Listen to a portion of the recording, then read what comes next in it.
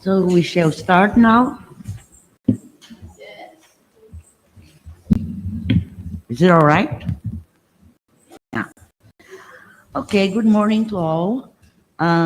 It's a pleasure to welcome Partrick Heller, Professor of Social Science at Brown University, who has kindly accepted to be the keynote speaker in this ANPOCS annual meeting.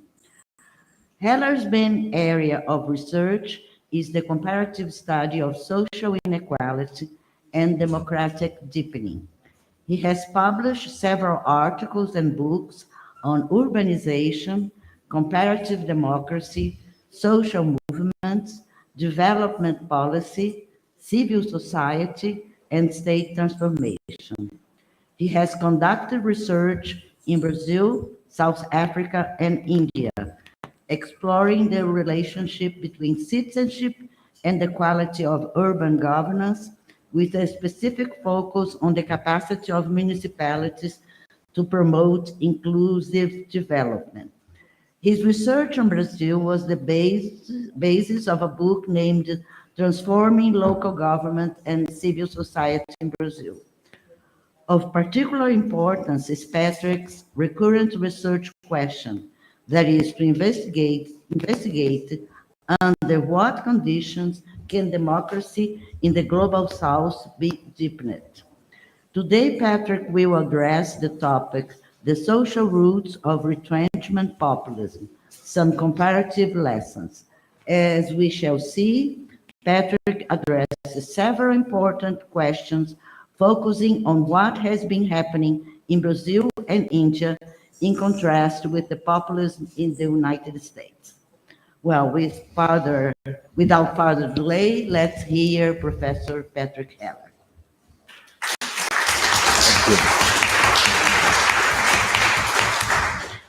Thank you, Celina, for that lovely introduction. And although I've been trying to do work on Brazil for quite some time and still struggling to learn Portuguese, and I'm not in a position yet to present in Portuguese, but hopefully someday that will become a reality. So I apologize in advance.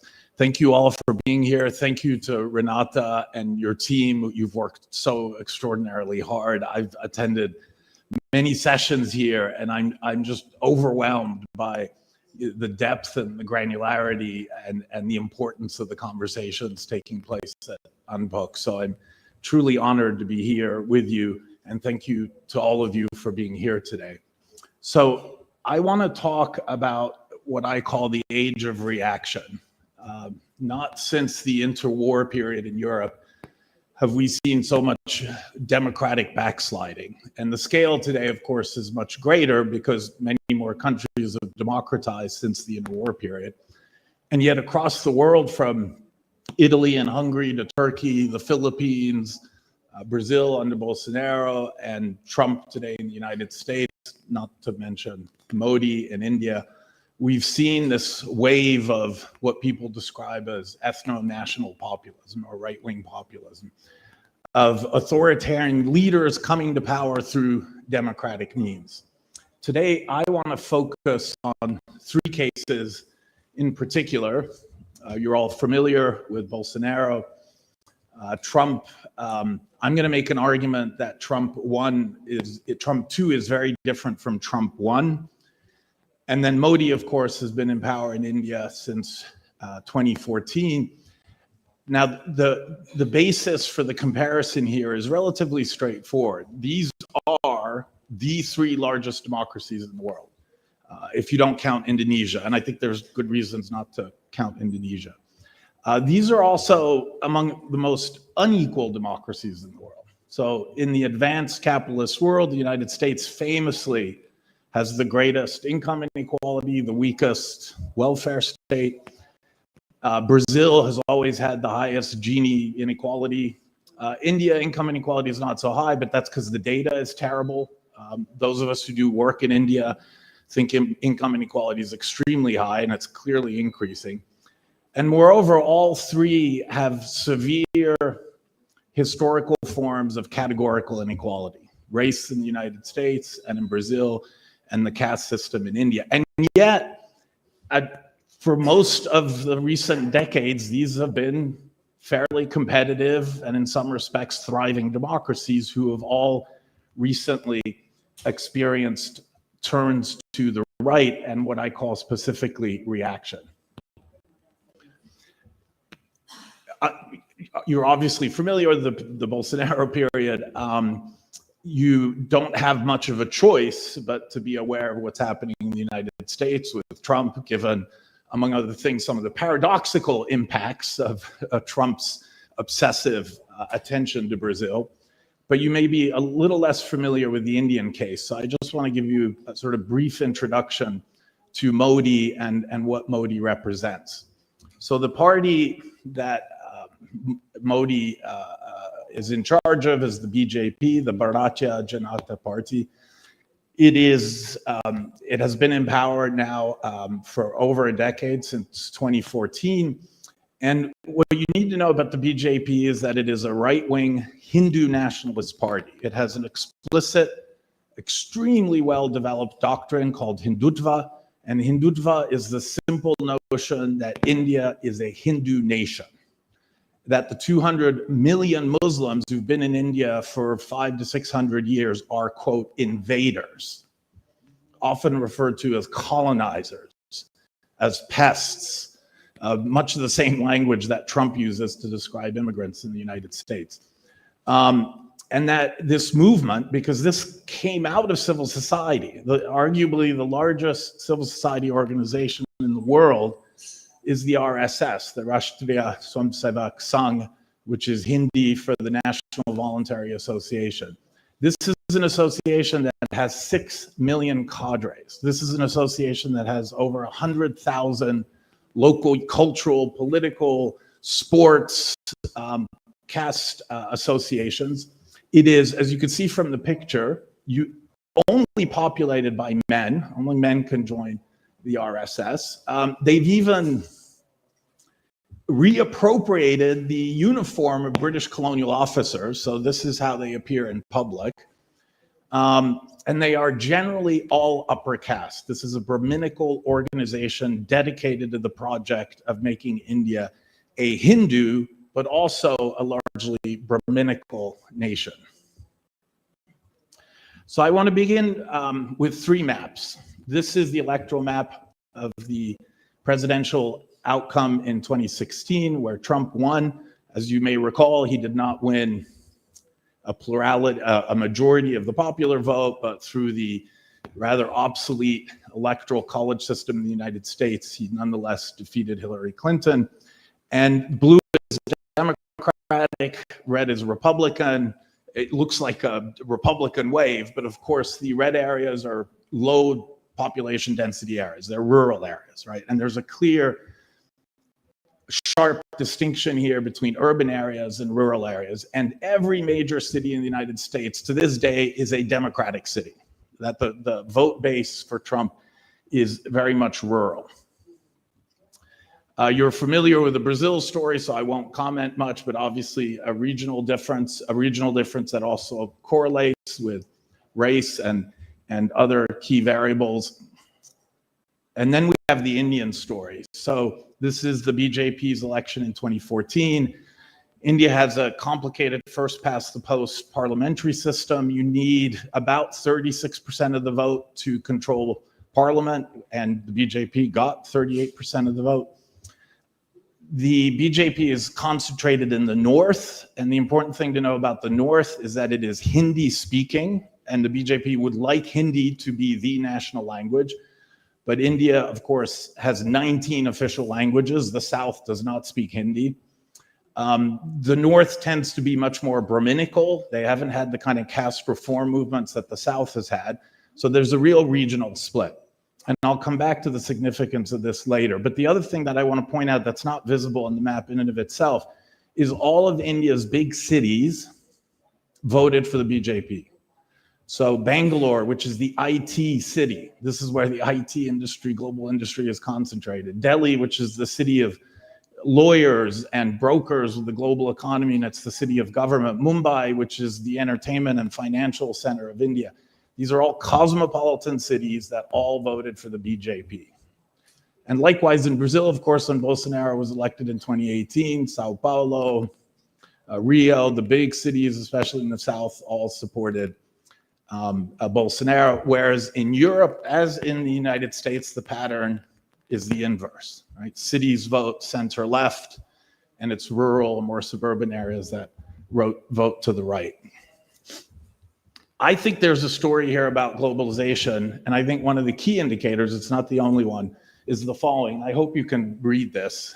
And this is just fertility rates across the world from 1960 to 2019. And there is a dramatic secular decline. And we're talking dramatic, right? From 6, 7 births to below 3, with some countries reaching below replacement level, which is 1.7. And what's really striking here is whether you're a Muslim majority, Hindu majority, or Catholic majority country, whether you're high income, middle income, or low income, the secular decline is global. And there are hardly any exceptions anywhere to this pattern. And I'll come back to the significance of this later in the talk. So let me lay out very briefly the 5 of 4 key points that I want to make in this argument. First, we live in an age of reaction. And I'll explain that for me, reaction is different from backsliding. Moreover, reaction in the South is different from reaction in the North. The social base of the politics of reaction in the South is distinct from the social base of reaction in the North. In the North, it's largely populism without retrenchment, and I'll explain what I mean by retrenchment, whereas in the South, it's populism, right-wing populism with retrenchment. And then Trump too, so, you know, people often referred to Bolsonaro as the Trump of the tropics, which is fine and funny, whatever. I think more seriously, Trump has gone tropical. That is, Trump 1 looked like Europe. He looked like Marine Le Pen and Rassemblement National in France. Trump 2 looks more like Bolsonaro and Modi. And there's a huge distinction here. So Trump 2 is the exception to the North, where populism has become about retrenchment. And I want to argue that globalization obviously has something to do with this, in complicated ways refracted through national politics, political regimes, and social structures. But the fact that it's happening from the Philippines to Brazil to the United States to Europe to India suggests that clearly globalization is playing a role. And in the standard, mostly Northern literature on populism, which almost always never deals with the case of India, which is, after all, the largest democracy in the world. The argument is that it's neoliberalism and global. It's basically China's fault, right? All the jobs went to China, and there's actually good data in the United States that shows that the areas of highest support for Trump are the areas that lost the most jobs to East Asia, right? And you can tell a relatively straightforward economic story. I actually think it's much more complicated. I actually think, especially in the global South, the impact of globalization is less about economic restructuring and more about, if you will, social restructuring. And in particular, what I call the social destabilization of traditional social hierarchies of patriarchy, race, caste, etc. And then in the South, ultimately, this represents a more existential threat to democracy. So that's the broad outline of the argument. So let me get a little bit more specific. Some of you may be familiar with Levitsky and Ziblatt's book, arguing that democracies are being undermined by democratic means. And this includes, the analysis was entirely based on the global North, including Trump 1, and the elements of backsliding are familiar: an assertion of executive power, undermining independent checks and balances, and I want to emphasize this, a discursive assault on independent civil society, media, universities, the NGO sector. And this is classic populism, redefining citizens along narrow ethnic, ethno-racial lines and arguing that the nation is being threatened from without, right? So in Europe and in the United States, it's largely about immigrants and the threat that immigrants pose to the social integrity of the nation and the welfare system. I want to argue that reaction in the global south, including Bolsonaro and Modi and Duterte in the Philippines, and Trump too, has all the elements of the rise of populism in the north, but three other characteristics that make it, I believe, distinctive and earn it the label of retrenchment populism. So one, all of these regimes are associated with state-sponsored vigilantism. January 8th in Brazil, January 6th in the United States. And in India, the RSS and its affiliated groups have used lynchings to send a message to Muslims, right? And these are lynchings, public lynchings that are broadcast on WhatsApp and that are never denounced by the government. And these are all surrogates of the government. They've also been using, this is literally the language used in the Indian media, bulldozer coercion. So they are using bulldozers to knock down mosques and to knock down illegal Muslim settlements. Now, bear in mind that in most Indian cities, about 50% of the population lives in illegal settlements, but the only ones that they're bulldozing are Muslim settlements. Second, the assault on civil society has gone beyond the discursive. It's become legal, extra legal, and material. And third, the definition of who's a virtuous citizen and the definition of the meritocratic citizen along ethno-racial lines is now constructed not just against the other. In Brazil, there's no external other. In India, there's no external, there's some border disputes. The other is internal. It's the banditos, the communists, the LGBTQ.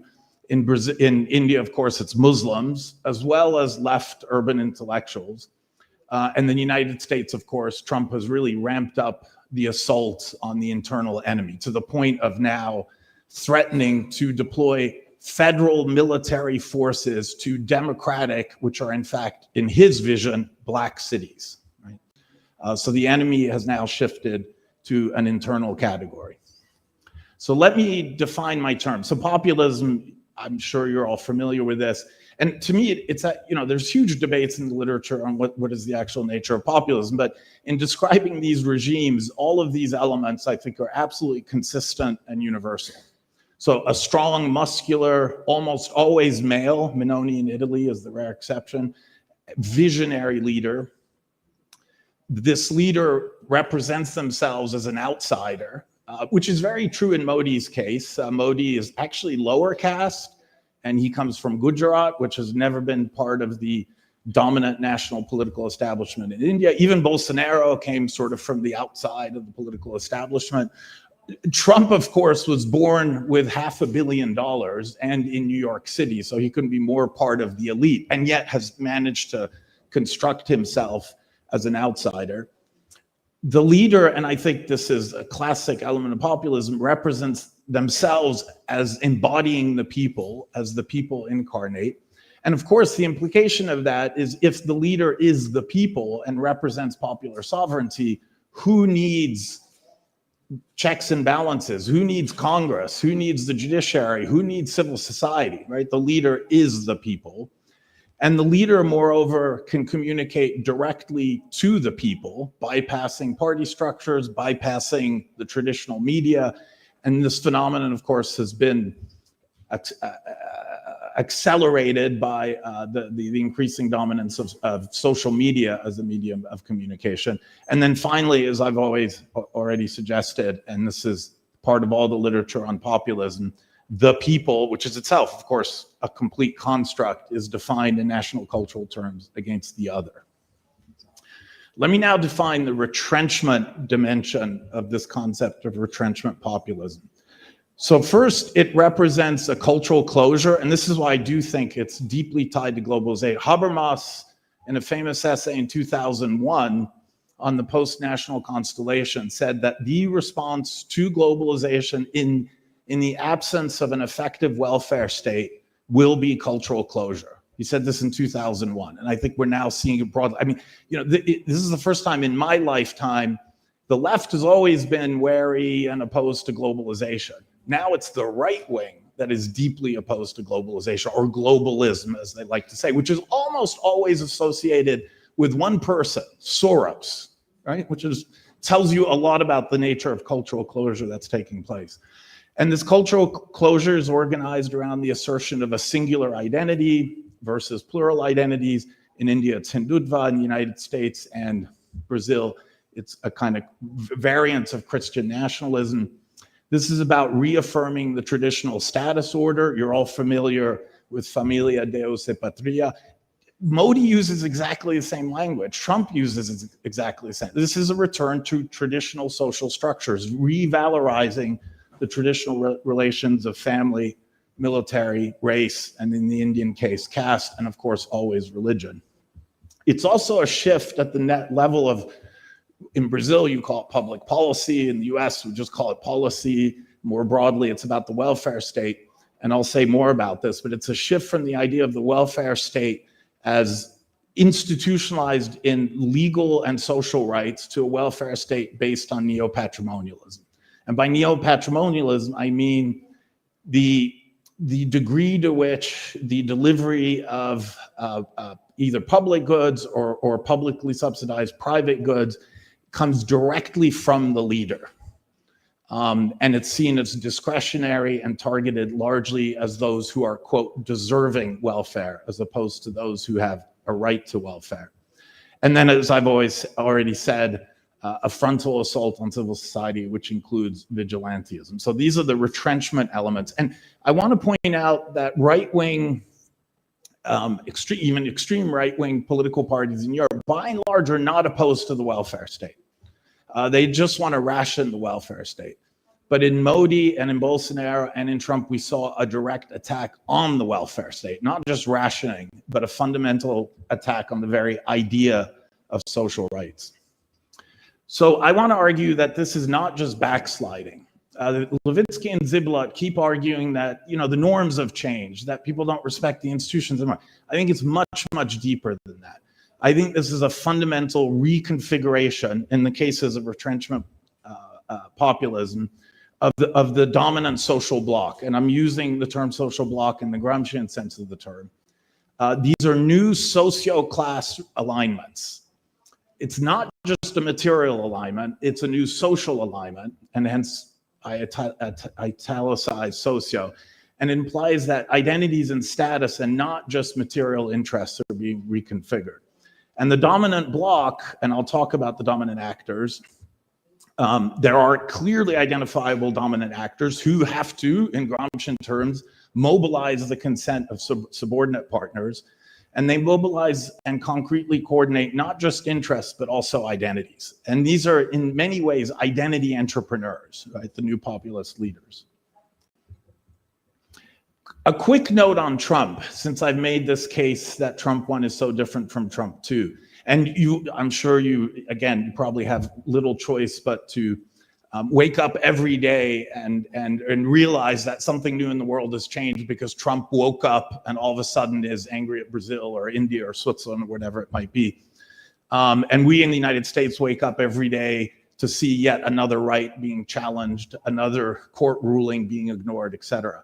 And so there's been this, I think, very dramatic redefining of ethno-national racial lines in the United States. From the anti-immigrant and anti-Muslim rhetoric was always present in Trump's discourse, but now it's an attack on, he has literally said that all those who oppose him, which is, I think it was 49.7% voted against him in the last elections, are, quote, people he hates, right? This is the discourse de odio. It's half of America that is now being targeted.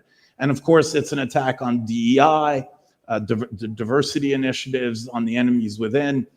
The state has now been mobilized as part of the vigilantism. There was just a piece in the New York Times yesterday that ICE officers get 6 weeks of training. These are paid thugs.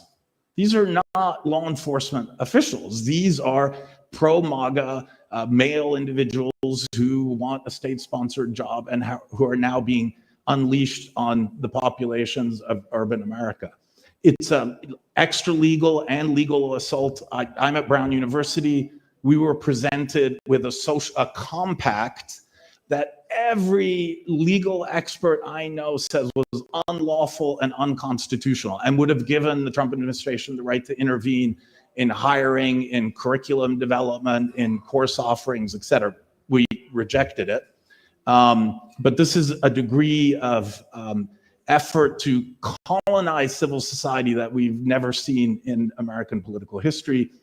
The state itself is being repurposed. We've gone from a largely Weberian state populated by civil servants with degrees and professional credentials who've been selected in more or less meritocratically to essentially the regime of King George. This is all about loyalty to the great leader. You had the only litmus test for working for the Trump administration is loyalty to Donald Trump himself. And then this massive rollback in the welfare state, the so-called Big Beautiful Bill, was not only a massive redistribution of income upwards to the top 5%, but is making enormous cuts in Medicare and food security. And I want to give you one data point here before moving on. And this is the gender gap in the last election. And if you look at this, it's absolutely stunning. We always knew there was a gender gap. Women much less likely than men to vote for Trump. It's always been 10 to 12 points. But the dramatic difference now is the population the male population under the age of 25. They are twice as likely as the rest of the male population to vote for Trump. And I think this really comes back to what I'm going to argue later is what's perceived as, well, it's not perceived as, it is an assault over the last 30 years on the institution of patriarchy. And the resentment that is fueling the defection of young men to MAGA has a material base. These are the this is wage data. Can you see this? Does this? Yeah. So, all the upward lines are women with college degrees of different ethnicities. So Asian, white, Black, and Hispanic. The orange line, and you see a secular decline, is non-college educated white men, right? So over the last 20, 30 years, women, at least those who have some education, have dramatically surpassed men without college education in their earning capacity.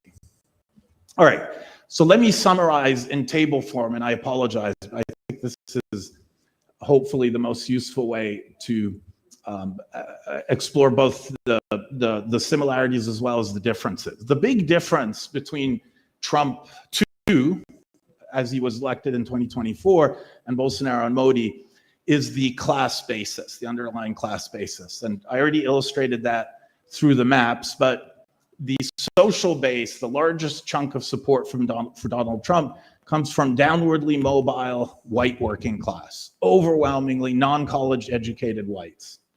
For Bolsonaro, it's upper middle class plus some elements of a new rising, some people call it a precarious middle class. In India, they call it the aspirational middle class. Others call it the neo-middle class, but this is the rising middle class of the last 20, 30 years, rising both through growth, but also arguably through the expansion of welfare and public services. And India has exactly the same class basis for the BJP. It's the upper class, it's the cities, it's the English-speaking professionals who vote for the BJP, plus the so-called rising new middle class. The status and identity of the dominant right-wing coalition is, in the US, it's clearly white. He did pick up a little bit of more of the Black and Hispanic vote in the last election, but it's still overwhelmingly white. In Brazil, it's a little more complicated. Race has always been more fluid and complicated in Brazil, but still the north-south pattern clearly tracks onto degrees of whiteness or blackness, as it were. And then in India, to be clear, the base of the BJP is Brahmins. Brahmins and upper caste, Kshatriyas, Brahmins, who used to support the Congress Party and have now defected to the BJP. But of course, you can't win elections just on the strength of the upper caste, who are about 15, 20%. So the BJP has made a lot of inroads into the rising middle castes. In India, in bureaucratic terms, they're called OBCs, other backward castes. And they, through both welfare benefits and a growing economy, have seen some upward mobility. The religious basis is clear in both. Again, the gender gap is really pronounced, less so in India because families are much more intact. The traditional patriarchal family in India is still about 90% of all families. So there isn't as much of a split between men and women in voting, but the rhetoric and the policies of the BJP are sort of classic reinforcements of patriarchy policies, including policies designed to keep women at home instead of joining the labor force, right? So the politics here are very clear. And then finally, just to emphasize the educational difference, which of course reflects the class difference. In the United States, the basis of reaction is non-college educated populations, whereas for Bolsonaro and Modi, it tends to be the more educated rather than the less educated. Okay, now, and I apologize, but I deeply believe we can only make sense of this with some deep sense of history and context. So I'm going to say a little more about the Indian case, fly over the Brazilian case since you know it all too well, and then say a little bit about the Trump case. And I also want to be mindful of time. So, you know, India, what's interesting, and I think oftentimes people don't quite recognize this, India, with the exception of Sri Lanka, but India is the first country in the world to introduce universal suffrage. Every other democracy in the world incrementally introduced the right to vote. First for men of property, usually white men of property, then maybe men without property, and then people who aren't white, and then eventually women. In 1946, when India became an independent republic, Nehru and the Congress Party gave the vote to everyone. They didn't even check for citizenship. They couldn't. There were no identity cards. 2/3 of the population was illiterate. But India is the world's first democracy to begin with universal suffrage. And the achievements of the Nehru period from 46 to 64 are truly extraordinary. I mean, at the time, whether it's Barrington Moore or any of the political scientists who are writing about democracy in India, everyone said this is going to be a failed experiment. This is not going to work. How do you build democracy in the world's most unequal, diverse society? Right? I mean, India is not just, at the time it was 400 million people, but all the world's great religions are represented in India. 19 different national languages, 500 different languages on the ground. The caste system, ethnic, racial differences, caste differences. What Nehru did was build a nation, a modern democratic nation. And the one thing that holds India together is not language, is not culture, is not religion, it's the democratic process. So in Brazil, voting is mandatory, you still only get 80%. In India, it's not mandatory and they get 80%. And the lower caste vote more than the upper caste, women vote more than men. Because it's the one day everyone's equal. And there's great anthropological literature on this. So Nehru secured democracy. He secured a multicultural democracy. The Congress Party was a big open tent umbrella political party. It had lots of Muslim leaders. But he also preserved the dominant economic interests. In political economy terms, the dominant proprietary classes, the industrialists, the landlords, and the middle class professionals really completely dominated the political system. The state was very weak. The Indian Constitution now has social rights, but in 46, they argued they didn't have the resources to actually fund social rights. And so throughout the Nehru period, there's actually very little effort to build out education or healthcare or expand social rights. And the Congress Party itself is dominated by upper castes, but it's very good at using the rhetoric of nationalism. And of course, they have the credentials of having fought the independence struggle. And so they're able to mobilize lower castes as part of this secular multicultural coalition. In the 1980s, there's what's famously called a second democratic upsurge. The first upsurge is the nationalist movement itself. And this is a moment where lower castes, so this is Dalits, so-called untouchables, as well as the OBCs, other backward castes, Adivasis, who are tribal people, and people often forget, but India has 200 million Adivasis. These are tribal people, or what we in Latin America you would call indigenous people. They all start mobilizing. They've been voting for the Congress, but they're not getting anything in return. And they start there's social movements, also a lot of new regional, often linguistic political parties that emerge. And the Congress party's hegemony is undermined. At the same time, in reaction to the mobilization of lower castes, the upper castes defect, and they defect to the BJP, which is emerging as a political party in the 1980s. And the key here, the key moment, and I want to emphasize this because I think the parallel with Brazil, and I know many of you work on this topic, is really striking. The key moment is in the 80s, where a centrist government introduces a larger quota. India's always had a quota system for lower castes. It's in the constitution for access to university and state jobs. They expand the quota dramatically. And Brahmin students protest in the streets and self-immolate. They set themselves on fire in protest against opening up the quota for the lower castes. And this is the trigger event. Everyone sort of agrees this is a turning point in Indian politics. And you see an increasing decline in the Congress and its secular multicultural politics and the increasing assertion of Hindu nationalism.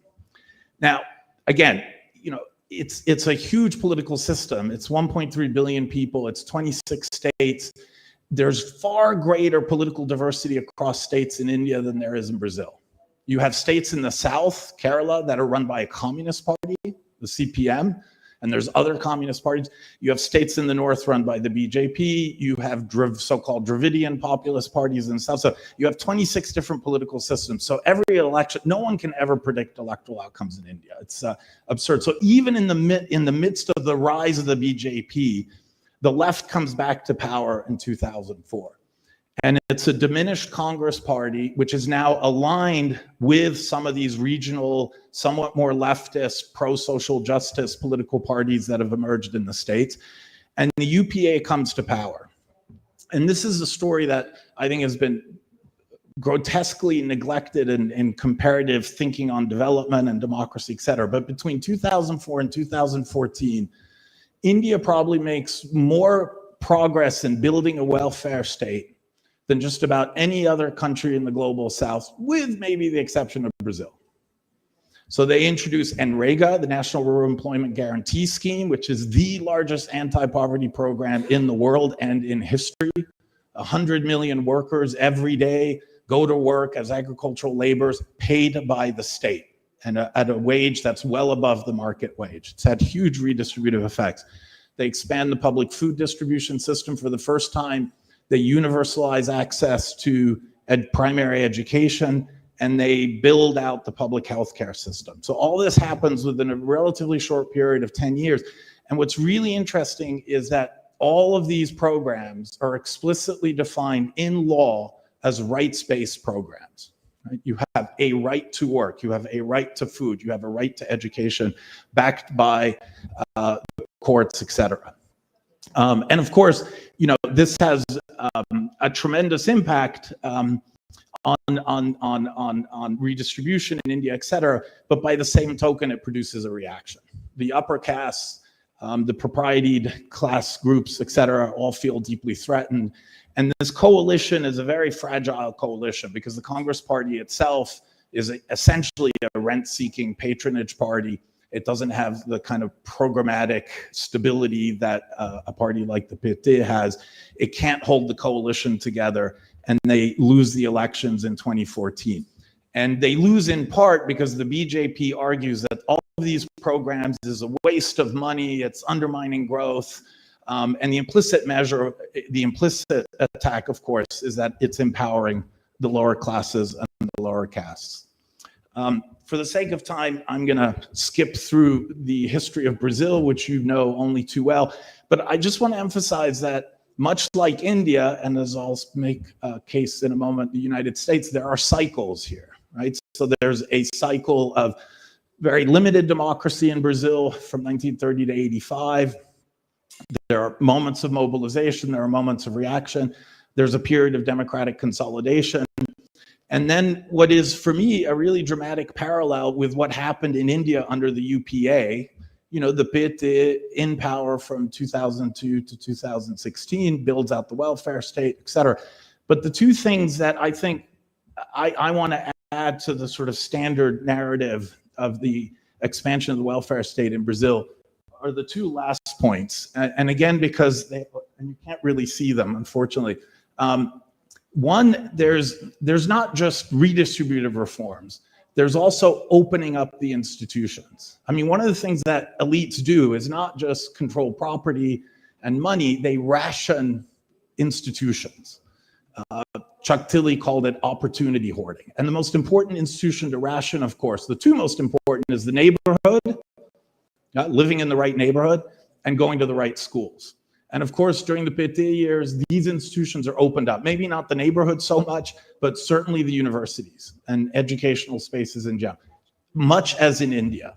And so I think one of the larger effects of the PT being in power, much like the UPA being in power in India, was the decline of the traditional forms of social authoritarianism. And this is a term Evelina Dagmino, the Brazilian sociologist, has coined. That's used a lot in India as well to refer to the caste system and its hierarchies, et cetera. And that decline itself and the ability of subordinate groups to really claim real rights to citizenship, to run after their rights, is a direct threat, of course, to both economic and status elites. And just to illustrate the point in material terms, and again, I want to emphasize it's not just a material story, it's also a story of the transformation of social identities and status systems. And I apologize, this is in French, but this is just showing the shift in income in Brazil during the PT years. And basically what it shows is that the bottom 70% saw their incomes rise. The top 29% saw their incomes decline, and hence maybe the anger of some elements of the middle class at the PT and the PT years. And of course, the 1% always do really well, right? So that line goes way up. But still, this is a significant reconfiguration of redistributive resources.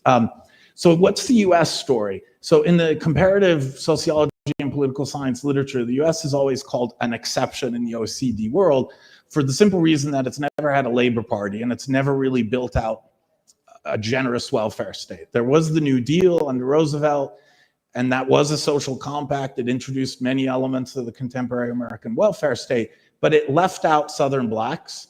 Because of Jim Crow, blacks did not get access to Social Security or any of the housing benefits or other welfare benefits.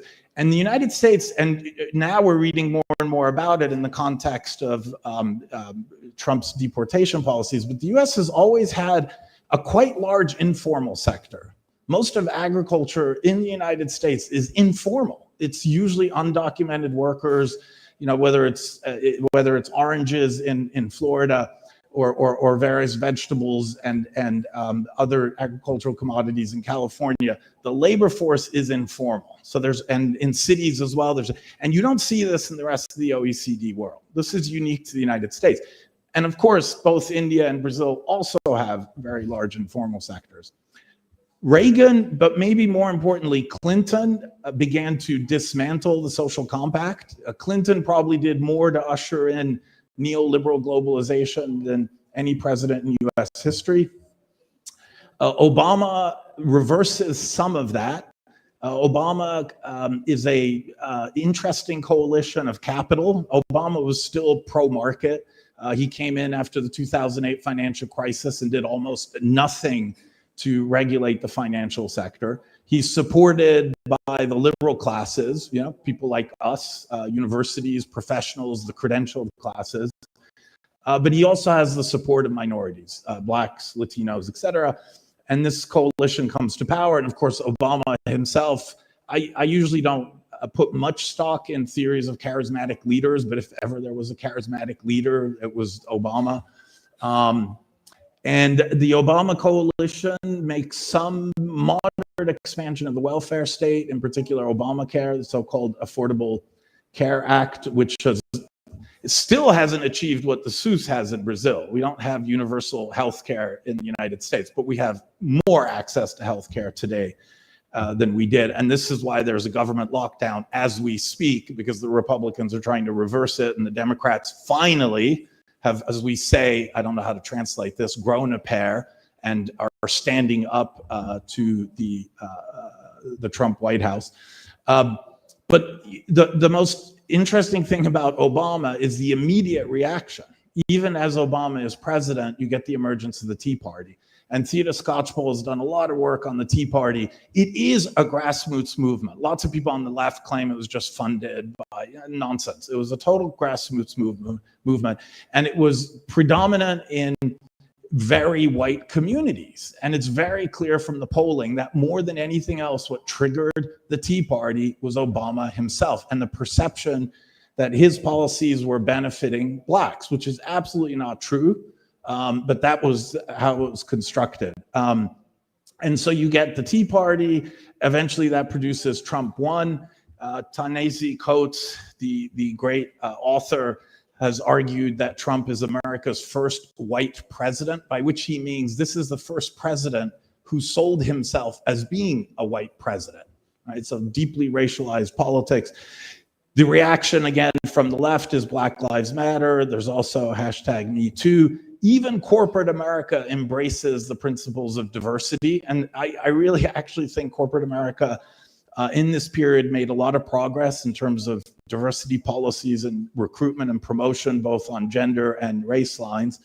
Biden comes in, and Biden is actually the single most redistributive presidential regime we've had in the United States since Roosevelt. And Paul Pearson and others have done the numbers on this, and it's very clear. And he also, and this politically, I think economically and socially was the right thing to do, but politically it turned out to be disastrous. He begins to regulate big tech, right? So what happens? I'm arguing then that the rise of these reaction regimes is really a reaction to the social progress of the last 30, 40 years, which has gone through complicated cycles. But whether it's Obama, whether it's the UPA 10-year government in India or Lula, there was this upcycle of democracy and social justice. The excluded, the historically marginalized minorities in the United States, lower castes in India, blacks in the informal sector in Brazil are mobilized. There's an expansion of social rights, and there are very consequential forms of affirmative action that, among other things, open up and democratize key institutions like education. In India and Brazil, the dominant reaction, because it really is a reaction from above, the US is more complicated. The dominant reaction is refracted through recovered identities, right? So the response to the challenge from below is to say, we need to restore the integrity of society by rebuilding the family, which means the patriarchal family, and reasserting the primacy of the caste system, and in particular, Brahminical Hindu ideology. And the reaction to the destabilization in these traditional identities is itself seen as a status threat. So in Brazil, I think one of your ministers once said this, I've heard it myself in polite conversations in the middle class, but expressions to the effect that airports are beginning to look like bus stations. And what's striking to me about that metaphor, that description, is that in India and the United States, we have exactly the same terms are being used. This is how these threatened dominant social groups perceive the rise of crime and the mobilization of the historically excluded. The US is slightly different, again, because the social basis is different. The elite itself is split to a degree. I mean, there are splits in the elite in Brazil as well, as we saw in the last election. Faria Lima even endorsed Lula, if I'm not mistaken. Sao Paulo flipped. In India, there's plenty of elites that don't endorse the BJP and its reactionary politics. But generally speaking, these are still elite-dominated movements. In the US, the elites are really split. And there's a geopolitical pattern which is really distinct. The knowledge elites, IT, big tech, up until recently, were all democratic, fully democratic. It's the extractive elites, it's mining, it's agriculture, it's the old economy that was pro-Republican. And those elites are still split, although many now are so intimidated by Trump's policies, like Musk and others in big tech are now supporting him. At the more popular level, of course, the elites have been able to mobilize this sense amongst the white working class that their privileged status, what Du Bois famously called the psychological wages of whiteness. The privilege, even if you're poor in America, if you're white, you have privilege. And this is still, even with the end of Jim Crow, this is still experienced as true by many whites. And there's a real sense of falling behind. As America increasingly has more women in education and in the labor force with higher wages, but also as America inevitably demographically becomes a majority minority society. So I want to, again, in table form, and I have 9 minutes. No, I'm fine, good. Again, just as, because I really want to emphasize the contrasts as well as the similarities across these 3 cases. So again, just to be clear, the social bloc in the US are extractive elites who've now been joined by big tech, but that's more opportunistic than a real alignment. And that the key electoral base is the downwardly mobile, lower white working classes. Both in Brazil and India, as I've said, it's the upper middle class with, and in identity terms, in Brazil, it's about race. In India, it's about caste. But both Bolsonaro and Modi were able to mobilize these new aspirational middle classes. The economic project, a lot of people on the left say this is all neoliberalism. I think that's absolute nonsense. There are plenty of neoliberals in Brazil. There are plenty in the United States. There are plenty in India. Trump and Bolsonaro and Modi are not neoliberals. Trump is incoherent. I have no idea what Trump's economic vision is. When you impose, tax, you increase tariffs on an island that's only populated by penguins. The level of incompetence becomes obvious.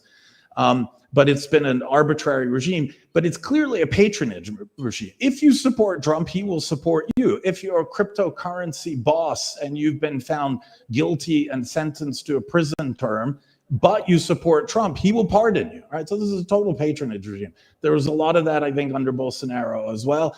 And Modi's biggest supporters are India's 5 biggest billionaires. They're all lined up with him. Jindal, Ambani, Andani, amongst the richest men in the world.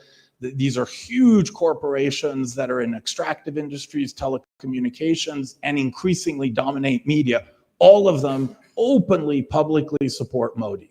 Right? So it's a completely transactional regime. It's good for business. It's not good for capitalism. Or it's good for the businesses that are connected to the regime, as it were. The other, populist regimes always have an other. Trump, it was immigrants. It's now become civil society itself and black cities. I mean, it's barely, we always say in the US, you euphemize race, or we use terms like dog whistling. This isn't dog whistling. He is sending federal troops to cities that have strong populations of high density black populations. And of course, it's all in the name of crime, much as in Bolsonaro's rhetoric. What makes it particularly obscene in the US case is crime is at an all-time historical low, all time. And yet this is the argument that's being made for literally militarizing democratic cities. Discursively, the shift is from secularism and social rights to this idea of meritocracy and the virtues of the patriotic Americans, Brazilian Indians, who of course all happen to be either Christian or Hindu. It's a shift from what was a rights-based welfare state to an increasingly neo-patrimonial state. And I'll put this table back at the very end. So to very briefly, and I apologize if this is a little repetitive, but in these comparative arguments, I think it's important to be clear about the terms of the comparison. To explain reaction, we have to begin by recognizing that an elite pact, not just an elites, but it's a pact, it's a socioeconomic bloc in Gramscian terms, was threatened by democratic empowerment from below. In India, it was the rise of lower castes. In Brazil, it was the rise of the rural, the urban, and the predominantly black and brown poor. In the United States, it was the rise of women and minorities. The welfare state was expanded. This threatened the economic and status privileges of traditional elites. For Modi and Bolsonaro, the electoral coalition was broadened beyond the traditional middle class to include this new precarious middle class, which had risen out of poverty because of growth or welfare. And it is economic to some degree, of course, but rationing the welfare state, a big part of the economic dimension was this opening up of basic institutions like education. And this isn't just material, it's also deeply ideological, rooted in new identities and the sense that traditional identities are being threatened. So let me finish very briefly by trying to make the claim or support the claim that this is linked to globalization. So for the North, again, Adam Pravorsky, Danny Roderick, all sort of the key comparative political economy folks have all written books on this. Pranab Bardhan, the economist, also has a book on this. And the argument is essentially that neoliberal globalization triggered deindustrialization, and the numbers here are very clear. In France, for example, cities that used to, working class cities like Marseille that used to vote for the Communist Party now vote for the Rassemblement National. The working class in general was more and more precarious, more and more exposed, more and more vulnerable, and that makes it relatively easy then for rising politicians on the right to target immigrants. And that's the standard story. And I think there's a lot of truth to it. Of course, it's not just economic, it's also a sense that French culture or French identity is being threatened by Muslim minorities, et cetera. And right-wing politicians have been very good at playing to those cultural and social fears. I think in the South, it's a lot more complicated. So first of all, the last 30 years in the South, despite all the literature in academia on neoliberalism, et cetera, India's been growing 8-9% a year for 20, 30 years. I mean, that's a lot of growth. Only China's done better. And Brazil, with the commodity boom, actually did relatively well. And then, of course, there was a downturn, and now it's okay. But the last 30 years have not been economically terrible for the global South. There's been a lot of catch-up, obviously, in East Asia. The last 30 years have been phenomenal. So to attribute the rise of populism or reaction to globalization itself is problematic, right? And then the immigrant problem is not present for all intents and purposes, or at least can't be politicized to any serious degree. That said, there is increased economic insecurity. And I think this has less to do with neoliberalism than with the shift to post-Fordism. Because the one thing that has changed today, and this is true from Japan to Europe to the global South, is that occupational structures are being completely revolutionized. 2 generations ago, everyone could more or less anticipate, children would more or less work in the occupational pathways of their parents. That's no longer true. Between deindustrialization, the rise of a service and knowledge economy, and then of course now gig, platform work, et cetera, there's tremendous insecurity about occupational prospects. And this is true everywhere in the world. So I do think that's fueling a lot of insecurity. And I do think that's made it difficult for the left. I mean, the left is flailing. The left really, back in the old days, it was Keynesianism plus some social welfare. What do you do now? And in the context of AI, gig economy, displacements, and a complete reconfiguration of occupational structures.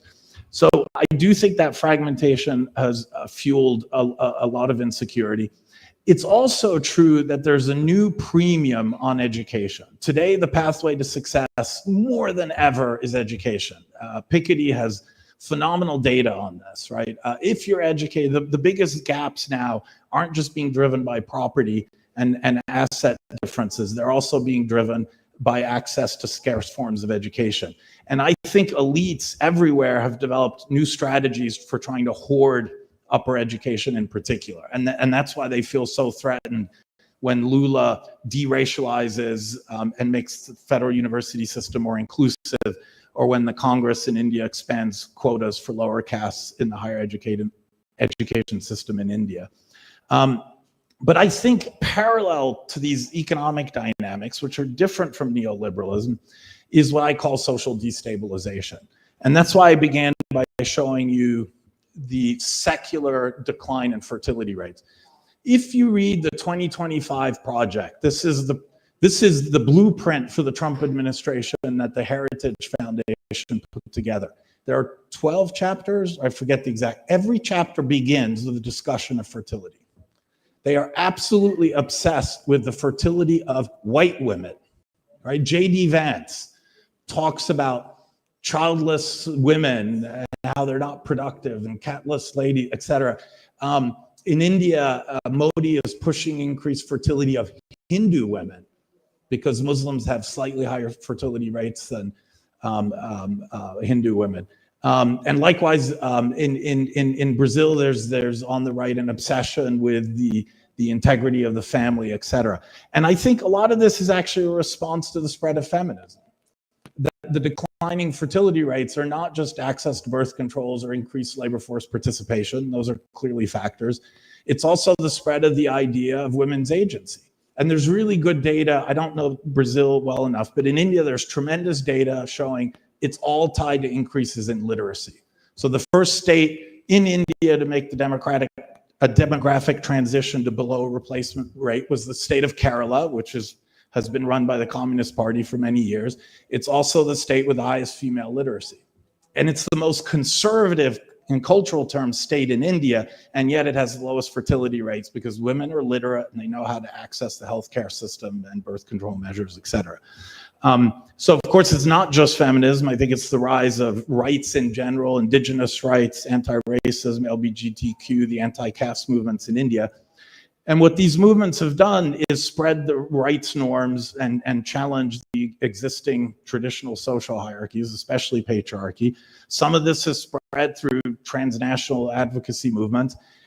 I think it's much harder to measure, but I think it's also just spread through media. I go to India now, and everyone has access to Netflix, and you can see things on Netflix that were unimaginable in terms of identities and roles of women and relations across genders and castes that you would have never seen just 10, 15 years ago. And there's just a global diffusion of these rights-based norms that have, of course, been picked up and amplified by national movements. Sorry, this is a repeat slide. I do want to end on a somewhat more positive note and simply reflect for a moment on whether or not democracy will survive. I'm a congenital optimist in the Gramscian tradition. Should be intellectually pessimist, but optimist in the heart and soul. But I think, objectively speaking, there's lots of problems with reaction. One is that populists, by definition, overpromise. I mean, they literally say, I, Donald Trump, can fix all your problems. And clearly, Donald Trump cannot fix all of your problems. And they always underdeliver.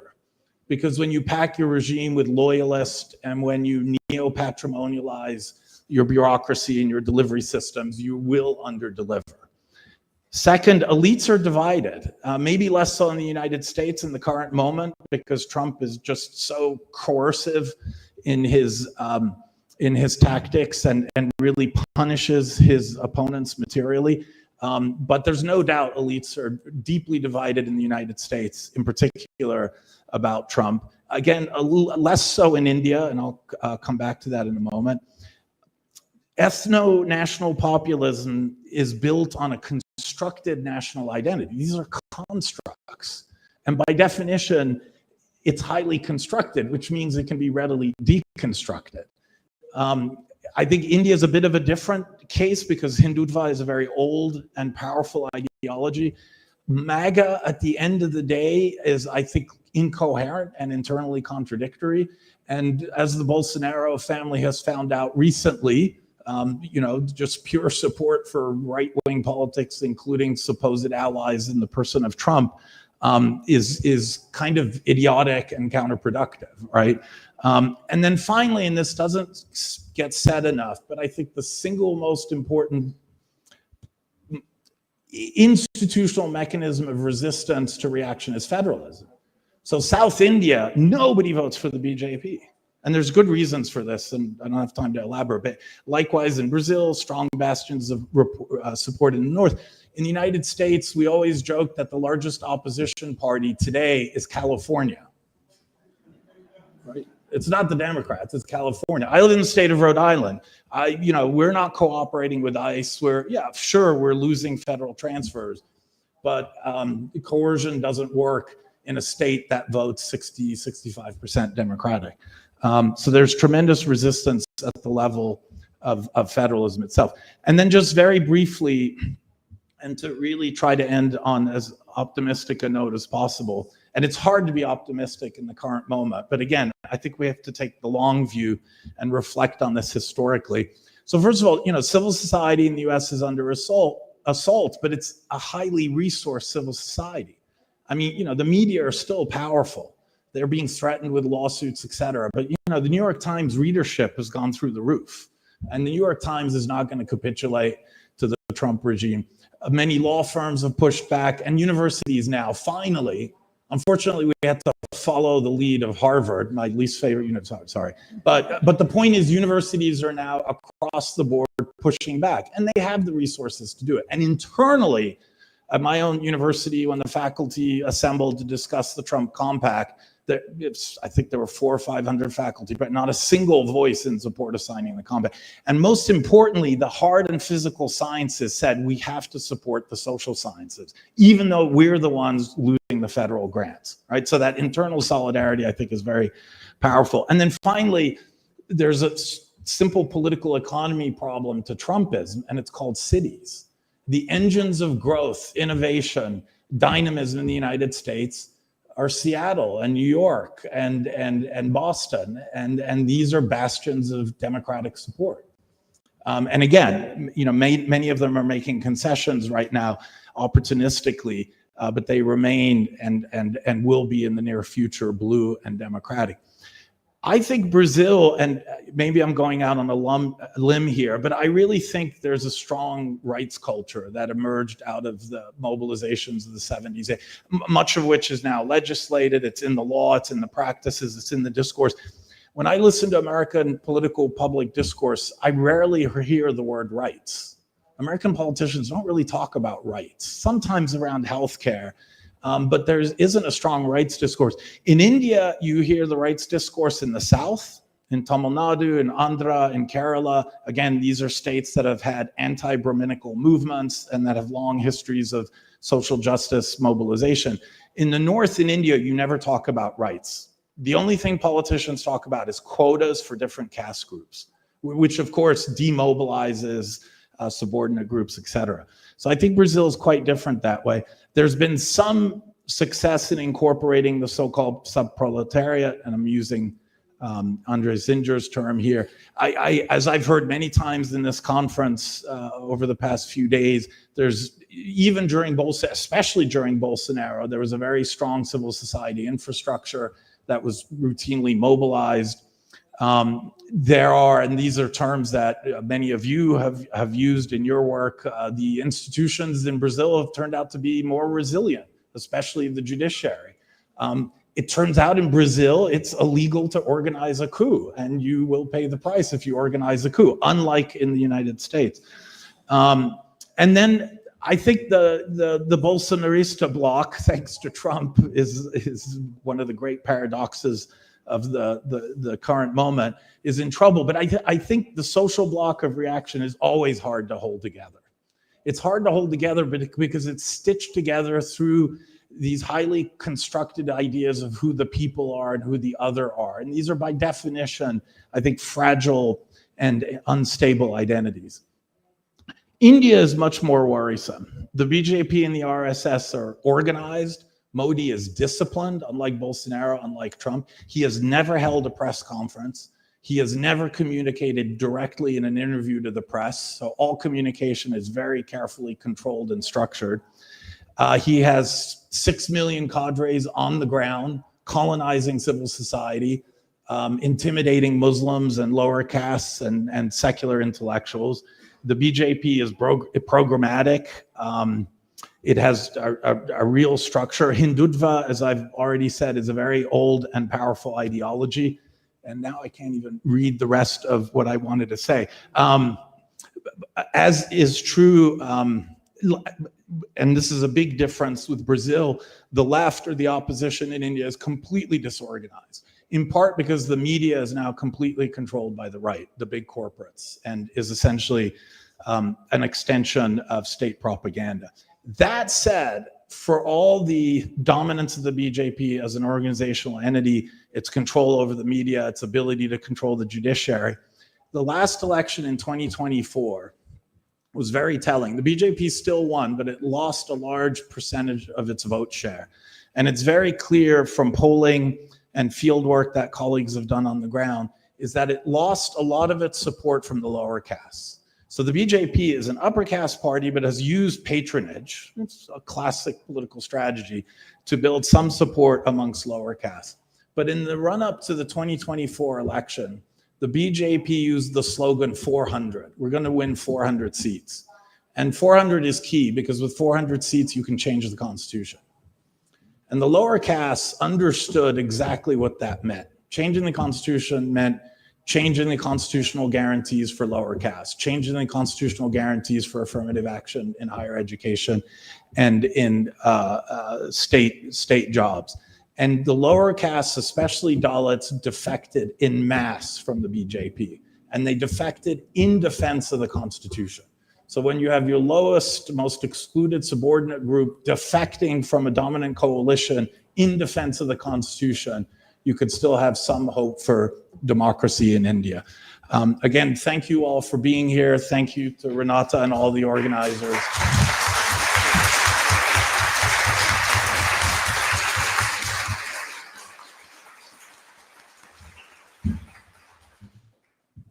So thank you, Partrick, and it was perfect timing.